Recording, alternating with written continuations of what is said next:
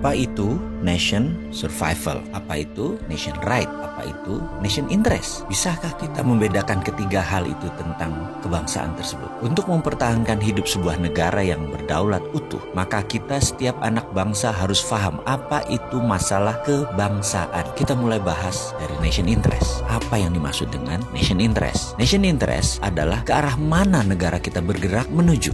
Sebentar, kita ini jangan-jangan ditanya nation itu apa, state itu apa, atau dalam bahasa Indonesia bangsa itu apa, negara itu apa, nggak ngerti ngebedainnya. Betul ya? Masih bingung? Kita bahas lebih dalam. Bangsa Indonesia itu jadi lebih dulu dari negara Indonesia. Bangsa Indonesia itu jadi lebih dahulu ketika Sumpah Pemuda tahun 1928 dengan mengatakan berbangsa satu, bangsa Indonesia. Maka sejak saat itu jadilah bangsa Indonesia. Sementara negaranya, negara Indonesia baru jadi setelah 17 Agustus 1945.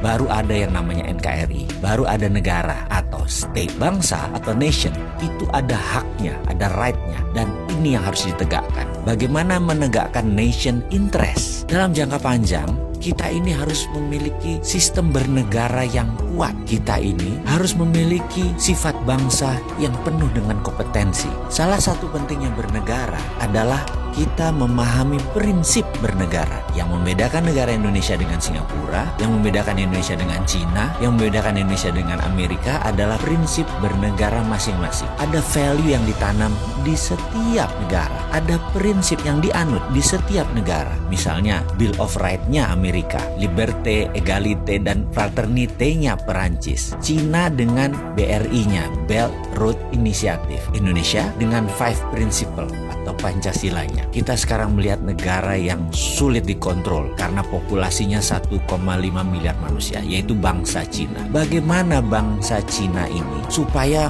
mempunyai negara yang tetap utuh? Bukan main-main mengelola bangsa Cina ini. Negara Cina sangat serius mengurusi bangsa Cina. Juga demikian dengan Amerika. Ada 380 juta bangsa Amerika yang terdiri dari multiras, bukan suku loh, ras dan etnik. Ada 100 kali. Amerika adalah negara imigran. Indonesia rasnya sedikit. Ada Melanesia, Polinesia, dan Melayu. Jadi suku bangsanya kita banyak. Dan yang unik adalah 89% beragama Muslim. Sehingga Indonesia bisa dikatakan dengan 267 juta jiwa, 89%-nya adalah Muslim. Indonesia adalah negara Muslim terbesar di dunia. Jadi bagaimana membuat negara kita ini utuh terus sampai akhir zaman? Saya teringat sebuah sesi dikala saya masih aktif di sebuah lembaga negara urusan pertahanan. Kami diperlihatkan, ditontonkan film dokumenter yang sangat menarik. Film ini adalah bagaimana Cina membangun doktrin bernegara masuk ke bawah sadar anak-anak bangsa Cina. Diperlihatkan melalui kamera CCTV di video tersebut di sebuah tempat penitipan anak. Karena kala itu banyak sekali suami istri yang bekerja di Cina dan anak sematawayangnya dititipkan di tempat penitipan anak milik negara.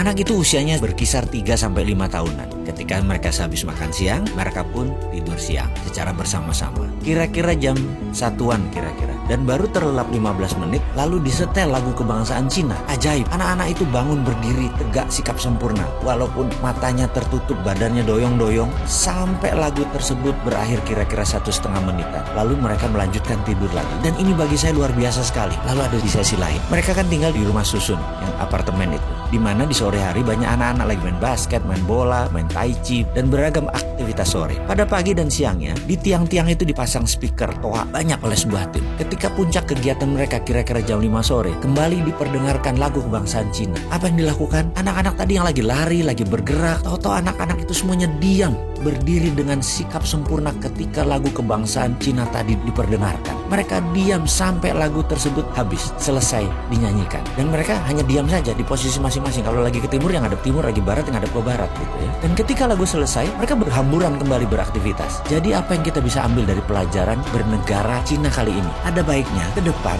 lagu Indonesia Raya yang dinyanyikan adalah stansa 2 atau 3 stansa sekaligus. Lalu setiap anak bangsa mendengar lagu Indonesia Raya dinyanyikan, berdiri sikap sempurna, tidak goyang, tegak gagah sampai lagu itu selesai. Inilah strategi survival of the nation. Keberlangsungan kehidupan berbangsa dan bernegara adalah perjuangan jangka panjang. Membentuk karakter ini kita harus membangun dengan semangat yang gigih militan, yaitu diawali dengan sikap sempurna mendengarkan lagu Indonesia Raya.